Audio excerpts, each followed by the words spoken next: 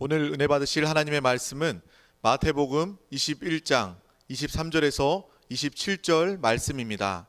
신약성경 35페이지입니다. 다 같이 합독하시겠습니다. 예수께서 성전에 들어가 가르치실새 대제사장들과 백성의 장로들이 나와 이르되 내가 무슨 권위로 이런 일을 하느냐, 또 누가 이 권위를 주었느냐. 예수께서 대답하시되 나도 한 말을 너희에게 물으리니 너희가 대답하면 나도 무슨 권위로 이런 일을 하는지 이르리라. 요한의 침례가 어디로부터 왔느냐, 하늘로부터냐 사람으로부터냐. 그들이 서로 의논하여 이르되 만일 하늘로부터라 하면 어찌하여 그를 믿지 아니하였느냐 할 것이요, 만일 사람으로부터라 하면 모든 사람이 요한을 선지자로 여기니 백성이 무섭다 하여 예수께 대답하여 이르되 우리가 알지 못하노라 하니, 예수께서 이르시되 나도 무슨 권위로 이런 일을 하는지 너희에게 이르지 아니하리라. 말씀을 가지고 구속자로서의 자격을 점검받으심, 이러한 제목으로 한번 말씀을 나누겠습니다. 21장부터 한 주간은 예수님께서 마지막에 이 땅에서 생활하셨던 그런 기간입니다. 예수님이 마지막에 예루살렘에 올라오실 때 그분은 어떠한 사역이나 어떤 기적을 행하러 오신 것이 아니라 바로 자기 자신을 바로 우리 모든 사람들의 대성모로 주기 위해서 십자가의 죽음을 자원하여 올라오신 그러한 길인 것을 우리가 알아야 됩니다.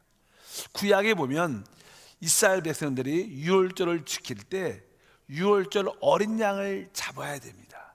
그런데 어린 양을 잡기 전에 4일 동안 그 양들을 점검하는 시간이 있습니다. 이 양이 병이 들었는지 어떤 문제가 있는지 없는지 잘 점검해서 가장 흠이 없는 최고의 양을 하나님께 드리는 유월절의 그러한 예식이 있습니다.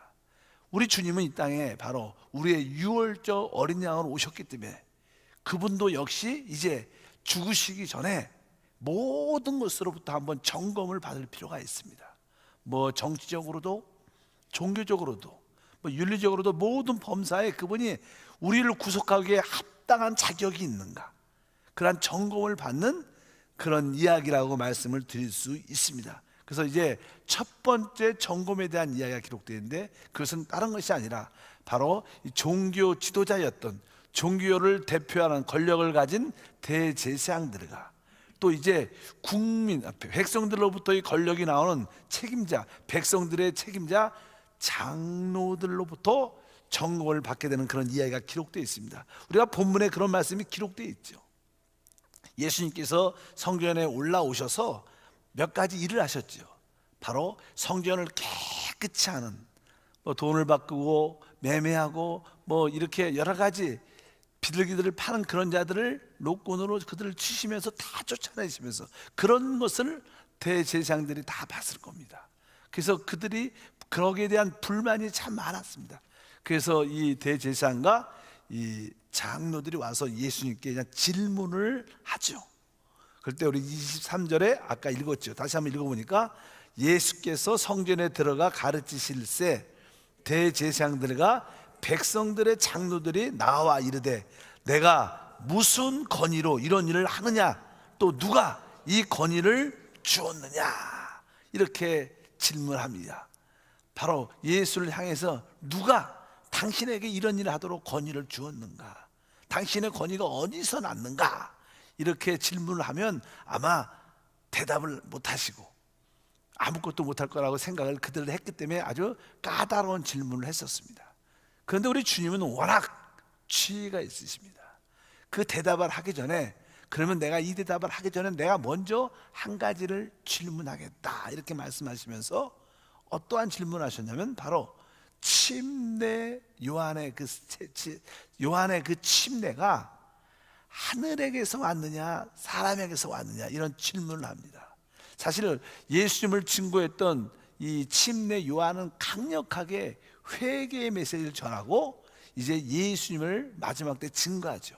바로 세상 죄를 지어하는 하나님의 어린 양이다. 바로 침례 요한은 실제로 그의 사역의 중심이 바로 예수 그리스도를 증거하고 예수 그리스도를 소개하는 것이 그의 사역이었습니다. 그래서 침례 요한은 이제 예수님을 침례를 주고 그분에게 모든 것을 이제 임을 하는 그러한 모습이 백성들에게 전해진 것을 압니다.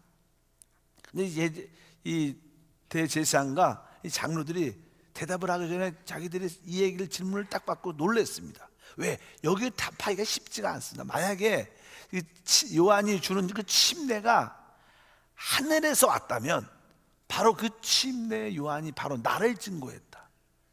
그래서 나는 하늘에서 온 권위를 가지고 지금 이런 일을 하고 있다. 이렇게 대답을 할 것이고, 만약에 그 침례 요한의 그 침례가 사람에게서 왔다.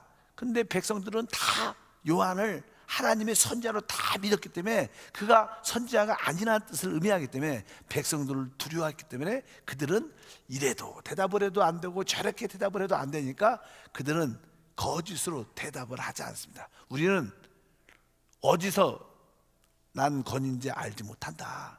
침례 요한의 그 침례가 하늘에서 온 건지 사람에게서 온 건지 우리는 잘 모른다. 그러니까 우리 주님께서 그들의 거짓말을 이렇게 들춰내시죠. 너희가 대답을 하지 않냐니까 나도 무슨 권위로 하는지 나도 대답하지 않겠다. 이렇게 말하면서 한마디로 그들의 코를 아주 납작하게 만들었습니다.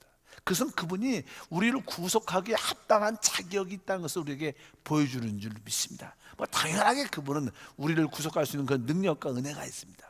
이런 말씀을 하시고 나서 그들에게 한 질문을 또 이야기를 하나 해줍니다. 어떤 아버지가 두 아들을 데리고 있는데 첫째 아들에게 말을 했다. 너 좀 포도원에 가서 일 좀 해라. 그러니까 이 첫째 아들이 나 안 갑니다. 이렇게 말을 하고 나 바쁩니다. 안 갈래요. 그렇게 하고 나서 이제 돌이켜 보니까 야, 내가 그래도 아버지 뜻을 행해야 되지 않겠냐. 그래서 회개하고 아버지 뜻대로 가서 포도원에 가서 일을 했다는 거예요. 둘째 아들은 너도 포도원에 가서 일 좀 해라. 그러니까 이야기를 보니까 네, 가겠습니다. 그리고 나서 안 갔다는 그런 이야기가 쭉 기록되어 있습니다. 뭐 어떤 사본에는 그 순서가 이렇게 바뀌어 있습니다. 바뀌어 있든 어떠든 간에 이런 이야기를 하면서 우리 주님께서 그 대제사장과 장로들에게 어떤 아들이 그 아버지의 뜻을 진짜로 행했는가. 알다시피 간다 그러고 안 간 아들과 안 간다고 그렇게 말을 했지만 회개하고 간 아들, 바로 그 안 간다고 하고 회개한 그 아들이 진짜 아버지의 뜻을 행했다는 것입니다. 그러면서 우리 주님께서 그들에게 이렇게 말씀을 하죠. 그 말씀이 32절에 보면 이렇게 말씀합니다. 요한이 의의 도로 너에게 왔거늘 너희는 그를 믿지 아니하였으되 세리와 창녀는 믿었으며 너희는 이것을 보고도 끝내 뉘치지 믿지 아니하였도다. 이것은 무슨 뜻이냐면 다른 것이 아닙니다. 우리 거기 31절에 보면 먼저 이렇게 31절을 먼저 읽어볼까요? 그들 중에 누가 아버지의 뜻대로 하였느냐 이르되 둘째 아들이니이다. 예수께서 그들에게 이르시되 내가 진실로 너에게 이르노니 세리들과 창녀들이 너희보다 먼저 하나님의 나라에 들어가리라. 이제 원래 하나님께서는 하나님의 이스라엘 백성들을 먼저 선택했습니다. 근데 그들이 실제로 하나님께서 주신 그 명령과 열매들을 맺어야 되는데 그 아들은 바로 그 이스라엘 백성들은 아버지의 말씀을 실제로 뜻을 이루지 않았다, 순종하지 않았다는 거예요. 말은 한다고 그랬지만 그들에게는 아버지께 뜻을 순종하지 않았다는 것을 말하고, 이방인들, 우리들이죠, 구원받은 이방인들은 처음에는 세리와 창기처럼 이방인처럼 버림을 받았지만 회개하고 하나님의 말씀을 듣고 예수의 복음을 듣고 회개하고 돌이켰기 때문에 이제 하나님 나라가 처음에는 이스라엘 백성들에게 있었지만 지금은 바로 이방인들, 바로 하나님의 아들 예수를 믿은 이방인들에게 하나님 나라가 돌아갈 것이다. 그 바로 이방인들, 구원받은 사람들을 이 시대의 교회라고 말합니다. 이제 이것은 다른 것이 아니라 하나님의 나라의 왕국의 축복들이 이스라엘에서 누구로? 교회로 옮겨졌다는 것을 말씀하는 겁니다. 바로 우리가 그러한 구원의 은혜와 축복을 얻은 줄 믿습니다. 원래 구약의 장자권이 장자권, 최고의 축복이죠. 첫 번째 아들에게 주는 최고의 축복이 있는데 그 장자권의 축복이 이제 누구에게? 이스라엘에게서 교회로 옮겨지는 사실을 우리에게 보여주는 겁니다. 바로 우리는 한때는 이방인으로서 정말로 하나님을 알지 못하는 세리야 창기 같은 그런 존재였지만 우리가 주 예수의 복음의 하나님 말씀을 믿고 다 구원받고 돌이켜서 이제 하나님이 우리에게 장자권의 축복을 주신 줄 믿습니다. 그래서 하나님은 이 시대에 하나님의 교회를 통해서 하나님의 뜻을 이루어 내신다, 이렇게 말씀을 하면서 그런 비유를 말씀하십니다. 그러면서 또 하나의 비유로 설명을 쭉 하는 이야기가 뒤에 기록되어 있습니다. 33절을 다 같이 읽어보면 이렇게 기록되어 있어요. 다른 한 비유를 들으라. 한 집 주인이 포도원을 만들고 산 울타리로 두르고 거기에 줍자는 틀을 만들고 망대를 짓고 농부들에게 새로 주고 타국에 갔더니, 여기 보니까 한 집 주인, 하나님을 말하자, 하나님을. 그리고 나서 포도원을 만들어 산 울타리로 두르고, 이것은 하나님께서 나는 하나님의 성이 있는 예루살렘을 말합니다. 예루살렘의 그 성의 둘레를 딱 지고 이제 이스라엘 백성들에게 포도원의 열매를 맺으라고 새를 주고 타국에 멀리 주님께서 떠났다는 겁니다. 그래서 이제 이스라엘 백성들에게 영적인 축복도 주고 이제 열매를 맺으라고 말씀하셨는데, 그래서 이제 종들을 그 주인이 보내서 거기에 내가 새를 주고 왔으니까 그들에게 포도 열매를 가지고 와라. 그러니까 그 종들을 보냈는데 그 사람들이, 그 종들이, 주인이 보낸 종들을 아주 우습게 보고 그들을 때리고 쫓아내버려, 주지도 않고. 그러니까 그 주인이 다시, 야, 내가 종들을 보내서 그런가 보다, 내가 그러면 아들을, 내 기업의 아들이, 주인이 아들을 내가 보내겠다. 그 아들을 보냈다는 거예요. 그러니까 이 나쁜 자들이, 세를 받은 자들이, 야, 이 사람은 하나님의 그 주인의 아들이 아니라 아예 이 아들을 죽여버려서 우리가 이 기업을 우리가 다 하자, 그래갖고 그를 죽여버렸다는 거예요. 그러니까 그 주인이 이 사실을 다 알고 왔을 때 어떻게 하겠느냐 물으는 거야. 그냥 당연하게 대답을 하죠. 그들이 아마 그 주인이 와서 그 악한 종들을 완전히 진멸하고, 그리고 이제 그 열매를 맺을 다른 사람에게 그것을 새를 줄 겁니다. 포도원의 농사를 질 수 있는 새를 줄 겁니다. 이렇게 대답을 하는 이해가 끼어들어 있어요. 그래서 40절과 41절에 그 내용입니다. 읽어볼까요? 그러면 포도원 주인이 올 때 그 농부들을 어떻게 하겠느냐? 그들이 말하되 그 악한 자들을 진멸하고 포도원은 제때 열매를 바칠 만한 다른 농부들에게 새로 줄지니이다, 이렇게 대답을 하죠. 실제로 여기는요, 하나의 비유처럼 말을 하지만 결국 하나님의 종들을 그들에게, 이스라엘 백성들에게 많이 보냈다는 거예요. 그런데 이스라엘 백성들은 하나님이 보낸 선지자들을 다 죽여버렸다는 거예요. 그걸 우리 주님께서는 이제 마지막 하나님의 아들을 이 땅에 보내주셨는데, 결국 유대인들은 하나님의 아들까지 거부하고 결국 어떻게 됐어요? 바로 하나님의 아들도 십자가에 못 박히는 그런 사건이 여기에 하나의 그룹으로 나타나 있고, 결국 그래서 이들이 어때? 주인은 이들을 완전히 진멸한다. 그래서 실제로 이스라엘 역사에 보면요, 주 70년에 로마의 티투스 장군이 와갖고 이스라엘을 완전히, 성전을 완전히 파괴시키고 돌 하나 남지 않은 완전히 파괴시키는 그런 일들이 2000년 전에 바로 그때 있게 됩니다. 주 70년에. 그래서 그들은 2000년 동안, 1948년 동안 나라가 없게 되는 그런 이야기가 우리가 예표적으로 여기 기록되어 있습니다. 바로 거기에 유대인의 대제사장들과 또 장로들이 하나님에 대해서 반대했다는 거예요. 배척했다는 것을 의미합니다. 이스라엘이 영적으로 그런 상태다. 예수님은 그것을 그들에게 말을 했습니다. 그러니까 그들은 기분이 안 좋겠죠. 그러면서 우리 주님께서 성경에 있는 말씀을 다시 한번 예언합니다. 마태복음 21장 42절에 보면 이렇게 말해서, 예수께서 이르시되 너희가 성경에 건축자들이 버린 돌이 모퉁이의 머릿돌이 되었나니 이것은 주로 말미암아 된 것이요 우리 눈에 기이하다 함을 읽어본 일이 없느냐. 그러면서 이제 구약의 성경에 쭉 보면 성경에 건축자들이 버린 돌이 모퉁이의 머릿돌이 되었다. 실제로 여기 건축자들이 머릿돌을, 버린 돌이, 이런 여기 단어들이 이렇게 성경에 건축자들이 버린 돌이 모퉁이의 머릿돌이 되었다. 이것은 이제 우리 주님이 실제로 하나님의 집을 짓는 기초돌로 왔다는 뜻을 갖고 있어요. 그래서 기초돌로 그분이 하나님의 집을 이 땅에 짓기 위해서 오셨는데 그 유대인들이 그 기초돌을 버렸다는 거예요. 근데 그 기초돌이 버려졌지만 하나님께서 그 기초돌을 모퉁이의 머릿돌이 되게 하셨다. 이런 이야기가 시편에도 쭉 기록되어 있는데 이것을 너희가 읽어보지 않았느냐. 이것은 뭐니까 예수님이 이 땅에 오신 목적 중에 하나는 무엇입니까? 다른 것이 아니라 바로 하나님의 영적인 집을 짓기 위한 기초돌로 오셨다는 거예요. 사실 우리가 그냥 그런 생각을 잘 많이 안 하지만 보통 그냥 교회 안에서 보통 우리 예수님에 대해서 생각이 예수님은 바로 우리를 죄에서 구속하러 오신 우리의 구속주십니다. 그래서 우리는 일반적으로 교회 안에서 예수의 피를 선포하고 피를 찬양하고 피에 대한 놀라운 믿음의 고백이 많습니다. 왜? 예수님이 바로 우리를 구속하신 우리의 주님이시기 때문에 우리는 이러한 신앙을 기본적으로 가지고 있어야 됩니다. 그것이 가장 기초입니다.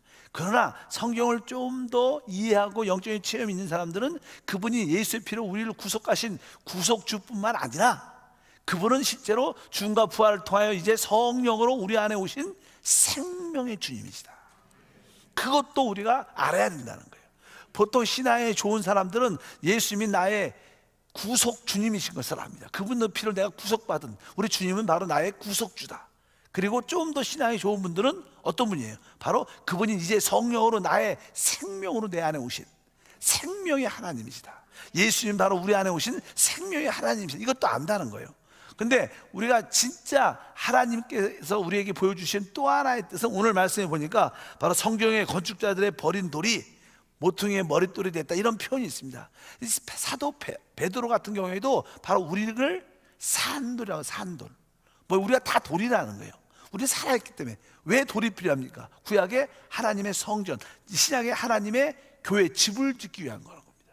예수님은 하나님의 집을 짓는 기초돌이라는 거예요. 믿으시면 아멘. 하나님의 계획과 목적 중에는 이 땅에서 주님이 우리를 구속할 뿐만 아니라 그분이 우리 안에 생명의 하나님을 오실 뿐만 아니라 그 이유가 무엇이냐, 왜 구속하고 왜 우리 안에 생명의 주님은 오셨느냐, 하나님의 집을 짓기 위한 거라는 거예요. 하나님이 드러나고 표현되고 하는 영광을 나타낼 수 있는 하나님의 집을 짓기 위한 것인데, 그런 의미에서 예수님이 바로 하나님의 집의 기초돌이라는 거예요. 그런데 기초돌로 그분이 오셨는데 유대인들은 그것을 버려버렸다는 거예요. 근데 하나님은 결국 그 예수님을 바로 머릿돌에, 모퉁이돌에 머릿돌이 되게 하셨다, 이렇게 말씀하신 줄 믿습니다. 그래서 여러분들이 신앙에서 좀 더 하나님을 기쁘고 하는 능력적인 삶을 살려면 우리가 하나님의 집으로 지어져야 되는구나, 그런 인식도 여러분 안에 있어야 된다. 예수님을 나의 구속주뿐만 아니라 예수님을 나의 내적인 생명의 하나님뿐만 아니라 이제 우리가 서로 집으로 지어져야 된다는 거예요. 우리가 집으로 지어진다는 게 무엇입니까? 그것은 다른 것이 아니라 우리 돌들이, 살아있는 돌들이 서로 연결돼야 집이 됩니다. 전에 옛날에 그런 말씀을 드렸어요. 하나님은 우리가 다 돌인데 무더기, 개인적인 돌도 원치 않고, 그렇다고 그 돌을 무더기처럼 쌓아놓은 돌도 별로 원치 않아요. 그것도 집이 되지 않습니다. 쌓아만 놨지 서로 이것이 연결되고 연결돼야 집이 되는 거예요. 바로 우리 그것을 건축이라고 합니다. 이 모든 건물의 건축도 뭐예요? 서로 모든 재료들이 연결되고 연결돼야지만 이것이 하나의 아름다움을 드러낼 수 있는 것처럼, 그냥 재료만 많이 쌓았다고 그것이 건축된 게 아닙니다. 그래서 하나님의 뜻은 바로 우리가 살아있는 돌로서 서로 연결돼서 하나님의 집이 되어야 된다. 그래서 교회에서 많이 외치는 것 중에 하나가, 우리 모든 성도들은 성령 안에서 어떻게 하나가 되어야 된다, 서로 연결돼야 된다. 그런 인식이 여러분 안에 있을 때 여러분들은 참된 교회 생활을 하게 되는 것이다. 그래서 여러분들 하나님을 깊이 알려면 이 세 가지, 내가 예수님을 바로 나의 구속주로 받아들일 뿐만 아니라 또 그분을 내 안에 모셔서 생명의 하나님으로 체험할 뿐만 아니라 이제 다른 성도들과 다 연결돼서 하나님의 집으로 세워지는 일들이 일어나야 된다. 아까 성경에 말씀하는 건축자들이 버린 돌이 바로 모퉁이의 머릿돌이 됐다. 모퉁이의 머릿돌이라는 것은요, 어떤 뜻을 갖고 있냐면 모든 기둥들을 연결해 주는 돌을 머릿돌이라고 그래요. 믿으시면 아멘. 바로 예수님은 유대인과 이방인 믿는 자들을 연결해 주고 또 우리 개인적으로 서로 연결해 주는 바로 모퉁이 돌인 줄 믿습니다. 그래서 그런 뜻으로 모퉁이 돌이라 말하는 거야. 예수님을 통해서만 우리가 연결될 수 있어요. 우리 스스로 내가 저분과 하나 될 수 있고 연결될 수 있다, 우리 신과 능력으로 해봐도 잘 안 됩니다. 우리는 서로 오직 예수를 말하고 서로 예수를 말할 때마다 서로 하나가 되고 될 수 있고 서로 연결될 수 있고 그것이 아름다운 집으로 세워지는 역사가 함께 할 줄 믿습니다. 그래서 오늘 말씀은 그런 내용들이 기록되어 있다는 거예요. 그래서 예수님께서 바로 기초돌이구나. 믿는 자들에게, 하나님을 집을 짓는 자들에게는 뭐요? 기초돌이다. 그런 것을 기억해 주셔야 됩니다. 그러나 믿지 않는 자들은 예수님을 버렸지만, 그래서 성경은 이렇게 43절에 보면 그러므로 내가 너에게 이르노니 하나님 나라를 너희는 빼앗기고 그 나라의 열매를 맺는 백성들이 받을 것이다. 다시 한번 이스라엘 백성들에게 예수를 믿지 않고 예수를 버렸기 때문에 이제 그들이 가지고 있던 하나님 나라는 이제 빼앗기고 바로 교회에게 그 하나님 나라의 권세와 축복이 넘겨질 것이다. 그래서 우리가 살고 있는 이 시대를 뭐예요? 교회 시대라고 그래요. 은혜 시대.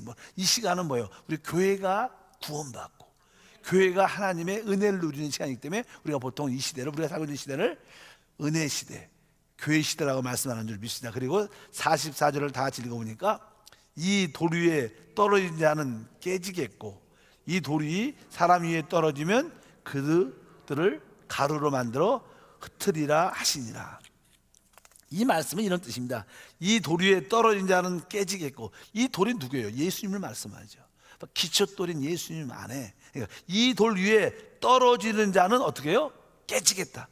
여기서 이 돌 위에 떨어진 사람 누구예요? 유대인들이죠. 유대인들. 결국 유대인들은 예수님의 돌에 떨어져 깨졌기 때문에 그들은 완전히 박살이 났죠. 어떻게 보면. 그래서 이 돌 위에 떨어진 자는 바로 유대인들을 이스라엘을 말합니다. 그 뒤에 보면 또 있어요. 이 돌이 또 사람 위에 떨어지면 그를 가루로 만들어 올 것이다. 이 돌이 이제는 사람 위에 떨어진다. 사실 예수님이 이제 다시 오실 때 이 땅의 모든 하나님을 반대하는 모든 나라들은 완전히 무너질 것입니다. 우리 다니엘이 환상을 보는데 사람의 형상으로 이 지어진 환상을 봅니다. 그건 뭐였냐면 모든 열국들의 세상 나라들의 상태를 묘사하는 거죠. 이렇게 머리는 바벨론, 어깨는 메데아, 페르시아. 그러니까 이 세계 역사가 어떻게 이루어질 것인가. 처음에는 바벨론이 이 세계를 지배하고 또 페르시아가 이 나라를 지배하고 그리스가 이 나라를 지배하고 나중에 로마가 이 나라를 지배하고 또 10가락 나라가 이 나라를 지배하는 그런 세계 역사가 있을 때 하늘에서 돌이 날아와서 이 세계의 모든 나라들을, 열국들을 부서뜨리는 그런 사건들이 다니엘에 기록되어 있는데 바로 여기에 있는 말씀이 그겁니다. 이 돌이 사람 위에 떨어지면, 그러니까 주님이 이 땅에 돌로서 다시 이 땅에 오신다는 거예요. 그러면서 이 땅에 있는 모든 세상 나라를 완전히 무너뜨릴 것이다. 그리고 나서 그분, 돌이신 그분의 나라가 이 땅에 세워질 것이다. 여기에 이 44절은 그런 뜻을 가지고 있습니다. 이 돌 위에 떨어지는 자는 바로 유대인들을 말하고, 이 돌이 사람 위에 떨어진다고 해서 주님이 다시 오셔서 이 땅에 하나님을 반대했던 세상의 모든 열국들이 다 무너질 것이다. 우리가 지금 주님이 다시 오심을 우리가 준비하고 있지만 이 세상의 모든 나라들은 다 결국 하나님을 반대합니다. 그래서 주님이 다시 오실 때 이 하나님을 반대하는 모든 나라들이 다 완전히 무너질 것이다. 오직 그분의 나라만 세워지는 놀라운 축복이 함께할 줄 믿습니다. 그래서 이 주님은 첫 번째 점검에서 아주 지혜롭게, 놀랍게 바로 당신이 그렇게 행하는 권위가 어디에서 왔느냐. 그럴 때 주님은 기가 막히게 그들에게 다시 한번 질문을 던지시면서 바로 요한의 침례가 하늘이냐 사람에게서냐, 그러면서 그들의 입을 딱 다물어지게 만드는 놀란, 우리를 구원하기에, 구속하기에 넉넉한 능력이 있는 놀란 지혜의 분입니다. 그러니까 여러분은 그분을 주님으로 모시기 때문에 여러분이 어떤 환경과 문제 가운데 있을지라도 그분을 붙잡기만 하면 그분의 지혜와 능력이 우리를 기가 막히게 구원해 주시는 역사가 함께 할 줄 믿습니다. 여러분들이 조그만 영적인 눈이 열리면요, 여러분 마음에 평강과 안정이 있을 거예요. 여러분들이 하나님의 지혜를 깨닫지 못한다면 자꾸만 내가 염려하고 내가 두려워하겠지만 우리를 구속하신 주님이 완전한 존재이시구나, 부족함이 없구나, 넉넉한 분이시구나, 그래서 믿게 되면 여러분들은 그분이 우리를 통해서 역사하시는 모든 것을 보게 될 것이고 그 안에서 기뻐하게 될 줄 믿습니다. 그러므로 우리 주님께서 항상 염려하지 말고 두려워하지 말고 놀라지 말라. 우리 주님이 늘 말씀하시는 게 그겁니다. 왜? 그분은 바로 알파 오메가고 시작 끝이고 처음과 나중이시고 바로 우리의 모든 것이 되신다. 그분이 바로 우리의 구속자고 바로 그분이 우리의 생명의 하나님이고 그분이 바로 우리를 다 연결시켜서 하나님의 집을 짓게 하는 우리의 건축자이신 줄 믿습니다. 그래서 우리 신앙의 그러한 모습을 우리가 가질 필요가 있는 줄 믿습니다. 바로 그분을 우리가 머릿도로 모퉁이도로 붙잡기만 한다면 우리는 모든 자들과 서로 연결될 수 있고 하나 될 수 있는 그런 힘이 있다. 그래서 오늘도 주님은 마태복음에서 그렇게 강조는 하지 않지만 구속의 하나님으로도 우리에게 계시해주고 우리 안에 와 계신 생명의 하나님으로도 우리에게 보여주지만 또 한 가지를 지나쳐서 안 될 것은 바로 그분이 바로 건축하는 돌이시구나. 내 그분이 모퉁이돌로 우리를 다 연결해 주시는 하나님의 집을 짓는 것이구나. 근데 하나님은 이 땅에서 무엇을 해요? 하나님의 집을 짓고 계세요. 누구를 통해서? 여러분을 통해서. 여러분들이 살아있는 돌이고 우리가 서로 교회 생활에서 하나 돼요. 그래서 여러분들이 교회에도 속하고 지역에도 속하고 각 기관과 부서에서 속하면서 거기서 어떻게 하나됨 안에 있을 때 누굴 통해서 그리스도를 서로 붙잡으러 하나됨에 있을 때 여러분은 완전한 하나님의 집이 돼서 여러분 안에 하나님이 자정하셔서 하나님의 놀라운 영광에 참여하는 놀라운 축복과 은혜가 함께할 줄 믿습니다. 바로 주님은 이런 것까지 우리에게 오늘 말씀을 통해서 깨닫게 해주는 축복이 함께할 것이다. 여러분들이 그것을 깨닫기를 주님으로 축복합니다. 그래서 우리는 서로 영적으로 연결되어 하나가 돼야 된다. 그것을 성경에서 말하는 그리스도의 몸을 세우는 교회를 세운다는 뜻은 그것입니다. 그래서 제가 여러분들과 늘 사역하면서 우리 모두가 영적으로 하나 돼야 된다. 교회에서 저는 교회라는 게 무엇인가? 교회라는 것은 다른 게 아니라 바로 거듭난 영 안에서 하나님이 지어지는 것이고 바로 우리 안에 하나님은 그 생명이 들어와 있다. 그래서 우리는 그 생명을 따라 생명의 느낌을 따라 사는 거예요. 그래서 여러분들이 자녀를 키울 때나 여러분 스스로조차도 내 안에 하나님이 인도하는 생명의 느낌을 따라 순종하기를 배워야 돼요. 그래서 우리는 뭐예요? 마음에 기록된 생명의 법을 따라 산다.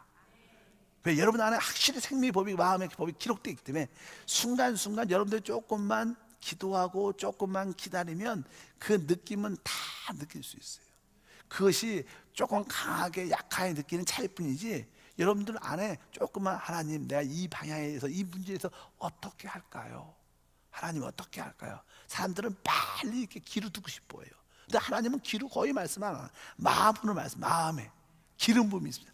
하나님의 그 내적인 운행하심이 있을 때 여러분 이것이 하나님의 뜻이구나. 이것을 원하신다. 이런 내적인 기름 부음을 느낄 수 있어요.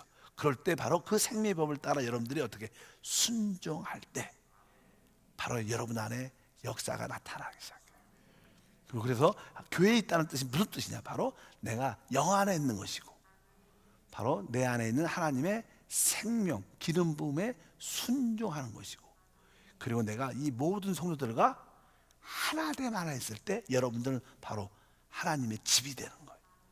하나님이 집이 되면 하나님의 교회가 되면 교회의 머리이신 주님의 늘갈 만한 5가지 능력이 자연스럽게 흐르게 되는 거예요. 그 머리에는 5가지 능력이 있죠. 어떤 능력이? 늘 창조의 능력이 있고. 아멘. 그래서 여러분들이 열심히 하고 계시죠? 아침에 일어나서 여러분 자녀들과 함께 믿음을 한번 선포하고 내 안에 창조의 능력이 있습니다. 내 안에 부활의 능력이 있습니다. 내 안에 초월의 능력이 있습니다. 내 안에 모든 환경을 정복하는 능력이 있습니다. 내 안에 모든 사람보다 머리가 되는 능력이 있습니다. 그 능력이 머리에 있는데 그 능력이 이 몸 안에 자연스럽게 붙어 있으면 우리 온 존재가 몸이 그것을 누리는 것처럼 이 온 몸이 뭐예요? 교회죠. 여러분 어떻게 교회 안에 몸 안에 있을 수 있어요? 어떻게 교회 안에 있을 수 있어요? 그것은 바로 여러분들이 영 안에 있는 것이고 하나님의 생명의 기름 부음에 조금씩 순종하는 것이고 그리고 다른 성도들과 하나 되는 것. 이럴 때 여러분들은 완전한 몸 안에 완전한 교회 안에 있게 되고 그 오죽 능력이 우리 가운데 자연스럽게 삶 가운데 흘러나서 영혼이 잘 되고 범사가 잘 되고 강건한 축복이 우리 가운데 함께하는 기적이 일어날 줄 믿습니다. 그런 의미에서 우리 주님은 바로 자기 자신을 어린 양으로 우리의 구속주로 계시할 뿐만 아니라 생명의 하나님뿐만 아니라 그분은 뭘 지고 있어요? 하나님의 집, 교회를 지고 계시다는 거예요. 그래서 여러분들의 그 교회를 건축하는 믿음을 가지셔야 돼요. 다 같이 봉사하고 다 하나 되어서 봉사하고, 또 우리 5월 달에도 이번에 선교대회를 하죠. 한 140명, 150명 온다 그러니까 여러분들이 다 동참하는 것이다. 늘 어떤 장로님, 우리 봉사를 열심히 하시는 장로님이 늘 기도를 들어오면 모든 성도들이 조금씩 다 참여할 수 있도록 축복해달라, 그런 기도를 늘 많이 하세요. 바로 그것은 뭐예요? 교회를 의미하는 거예요. 뭐 하는 사람만 하는 게 아니라 여러분 모두도 다 이것이 내일이구나. 내일. 또 우리 수요일날 어떤 지역장님이 간증을 하셔요.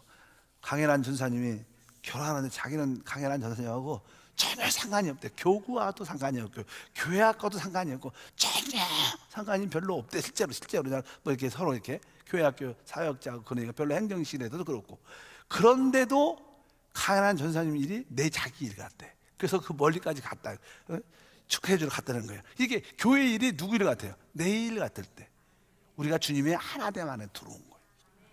그것이 교회 안에 있는 것이고, 그럴 때 하나님 주신 오직 능력의 축복을 우리 모두가 누리게 될 줄 믿습니다. 우리는 이러한 주님을 믿고 있으니까 얼마나 기쁩니까? 얼마나 자유합니까?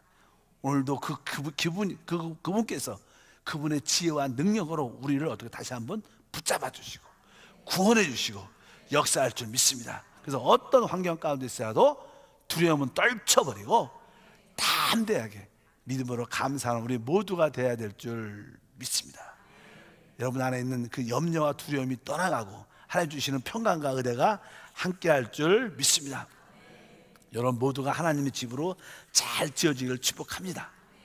마지막으로 45절과 46절을 다 같이 읽어보니까 대제사장들과 바리새인들이 예수의 비유를 듣고 자기들을 가리켜 말씀하신 줄 알고 찾고자 하나 무리를 두려워하니 이는 그들이 예수를 선지자로 알미었더라.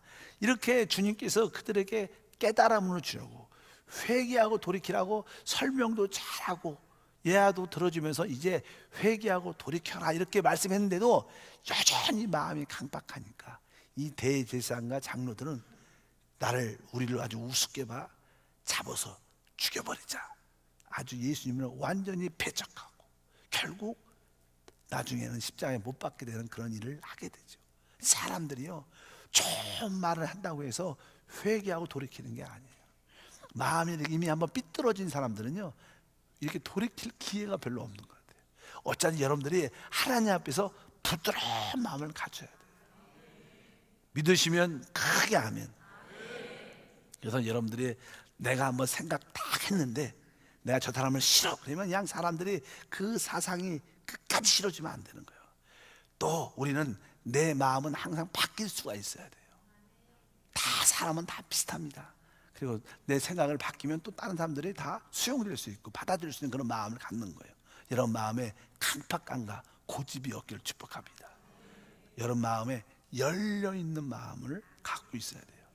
보통 신앙이, 전에 그런 대화를 한번 한 적이 있었는데 많은 사람들의 신앙이 이렇게 성장을 이렇게 하는 데 있어서 대부분 어떤 브레이크가 있습니다. 브레이크가.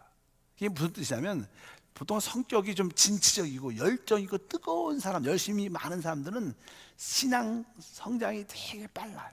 다른 사람들보다. 그래서 팍팍팍팍 성장이 막 올라갑니다. 근데 어느 정도 이게 올라가다 보면 그 자기의 그 열심과 추구하는 마음과 자기의 뜨거운 헌신들이 아주 강한 모습을 하니까 쭉 올라가다가, 그런데 그런 분들의 대부분 생각들은 자기의 기준이 강해요. 적어도 예수를 믿으려면 이렇게 믿어야 하고 이 정도는 해야 되고, 또 그렇게 하지 않고 좀 이렇게 느슨하고 미지근하고 좀 잘못된 사람들을 이렇게 금방 판단하고 정죄를 잘해요. 왜? 자기 기준이 강하니까. 자기 기준이 강하니까 처음에는 열정이고 뜨거움도 있어요. 근데 자기 기준이 강하면 나중에는 진짜 다른 참된 것을 수용을 못해요. 그래서 기준이 강한 사람들은요 어느 정도까지 신앙이 잘 올라가다가 그 다음부터는 다 멈추게 되는 이유가 있어요. 왜? 신앙의 최고의 축복은요, 수용성과 융통성이 있어야 돼요. 우리가 진리, 핵심적인 진리를 빼놓고는요, 웬만하면 받아들일 수 있는 마음이 있어야 돼요. 다른 사람이 혹시 내 생각과 내 방향과 달라도 그게 진리가 아니라면 그냥 그들을 이해할 수 있고 그들 안에서 좋은 것을 받아들일 수 있는 수용성이 있어야 돼요. 그래서 신앙에서 가장 중요한 것은 융통성과 수용성입니다. 그런 사람들은 신앙 속도가 되게 점점 잘 올라가죠. 그러나 자기 기준이 강한 사람들은 다른 사람에 대한 수용성이 약해요. 융통성도 약하고 또 고집스럽고 그런 모습을 많이 하죠. 그러니까 아주 처음에 뜨겁고 열정적인 사람들은 그런 경향이 있기 때문에 처음에 잘 올라가다 나중에는 더 이상 영적 성장이 없습니다. 여러분들 멈추지 마시고 좀 더 가장 좋은 기준을 예수님만 붙잡고 그 외에는 다 받아들일 수 있는 그런 마음을 갖길 바랍니다.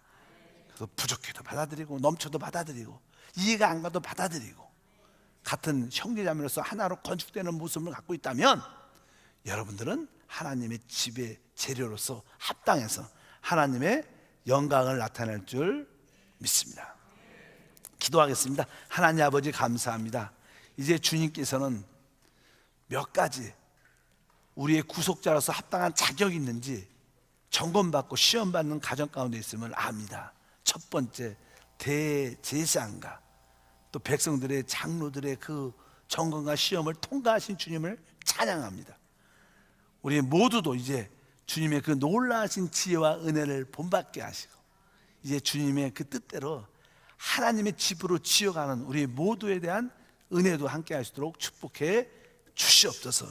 성령께서 우리와 함께 하심을 감사합니다. 주 예수 이름으로 기도함나이다.